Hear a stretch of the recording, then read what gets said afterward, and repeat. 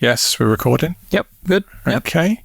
Welcome back to Film Bites. I'm Andy, the dad. And I'm Jack, the lad. Next film we're looking at is Splinter. Now, fun thing about this is the director actually put a shout out on Twitter asking for people to review it. And sometimes you do these things with a bit of hesitation. Yeah. And other times he's done it for a reason, because he's obviously not getting the audience that he really wants for this. So we popped this one on. Wow. Certainly so, wow. It's not a particularly long movie to get started with as well. It's about, was it 1 hour and 16? An hour and 17? Yeah, just over an hour, really. So it's if anything, it's a short story. And it predominantly takes place in one location. It's psychological. It's quite strong in tone.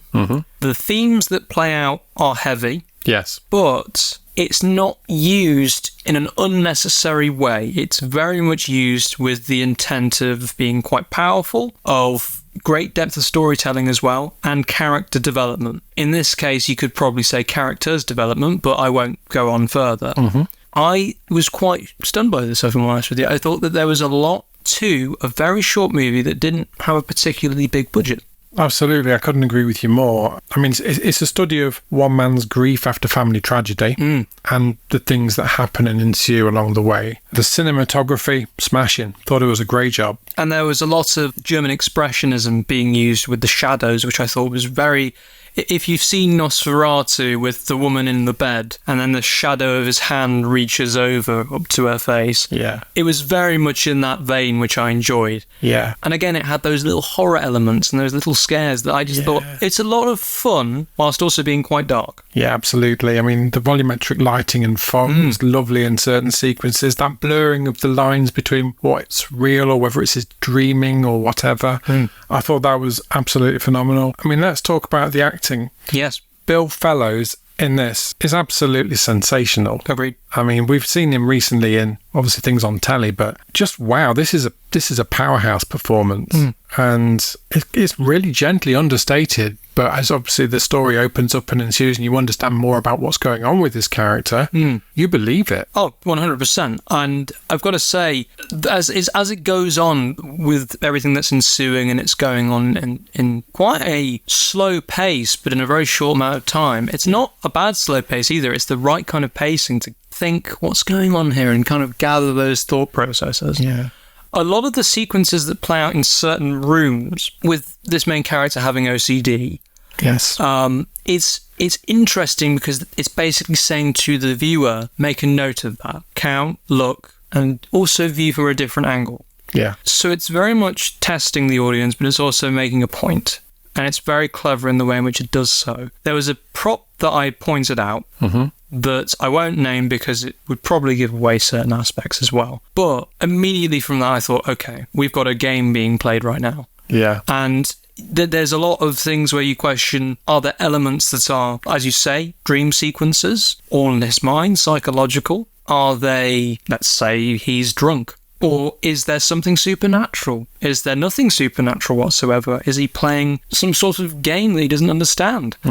And he just plays out really well, and it unravels very well as well. Yeah. And you've got to say, as it goes on, we are introduced to more characters. Not a huge cast. It's a small cast, yeah, definitely. But those cast members add to certain things that play out, and it really works. There's not a single character that I think doesn't work. They play their roles fine.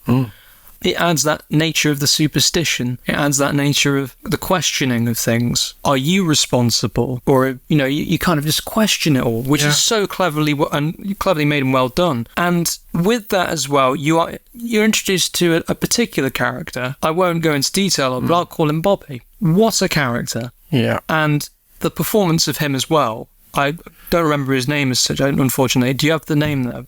The actor's Michael McKell. Michael McKell, yes. Yeah, it's eerie and unsettling. Yes, definitely unnerving, and he's deliciously maniacal. Yeah. And even with that, I wouldn't say more, because he's just so... The contrast and the performance between two main characters there, it's so well done. It's very much a conversation that is just like, okay, yeah, we've seen these conversations play out in our own little ways before.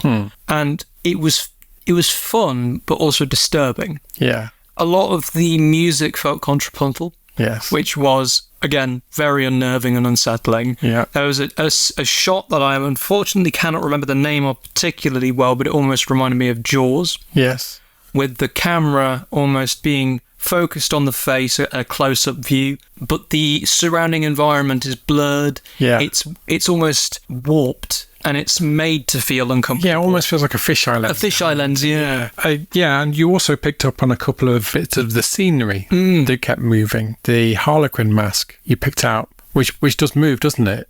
No, it stays in its exact position, but it plays a role. Yes. In my opinion, that is one of the keys to understanding what's going on. Yeah, very good. Again, the name of the movie, Satisfactory. Yes. It actually has a label. Yeah, It's telling you without telling. I did see the trailer. It did actually have a different title, but Splinter really reflects this film much, much better. What was the original name, if you remember? Oh, I can't remember. I watched the trailer. I've been to bed since then. Fair enough. I did not watch the trailer going into this. I wanted to go in with a fresh mindset, not have a clue. All I saw was a Christmas hat, and oh boy, Merry Christmas. Yes, it's not a Christmas movie, and it's not particularly a date movie. No. But it's an hour and 16 minutes that if you're really prepared to invest in the story, you'll enjoy this. This is strong stuff.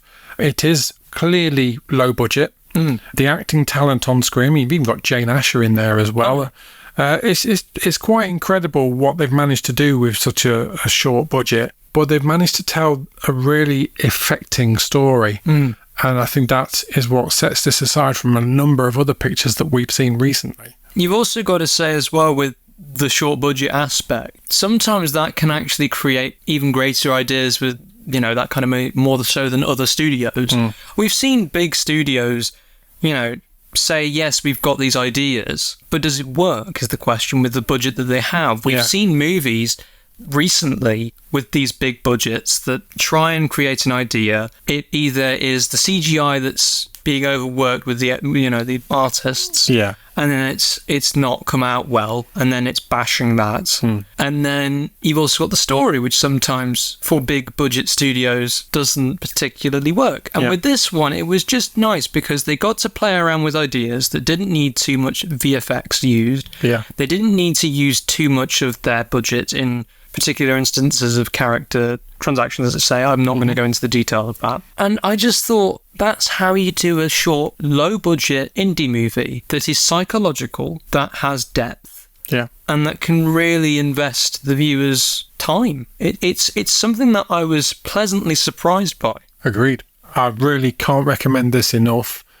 Crime or classic, it's more towards a classic than it's a crime for sure. Yeah. And that is largely because of Bill Fellows' astonishing performance. There's an actor that just really lit up the screen with the gravitas in which he projected the lines, and the story worked and the script worked. It was lit well, it was shot well. This is one to watch. This is available currently on Amazon Prime, and you don't have to pay for it at this point in time as well. This needs viewers, and it also needs people to get on your IMDb account and rate it, because this is a minor cracker here. Definitely watch this film. Completely agree. If you've enjoyed our podcast, please consider liking and subscribing for future episodes. Smash the like notification bell if you're on YouTube. Your support means the world to us. Please help us spread the word to grow the podcast. Until we meet again, film biters, we'll be watching. Will you?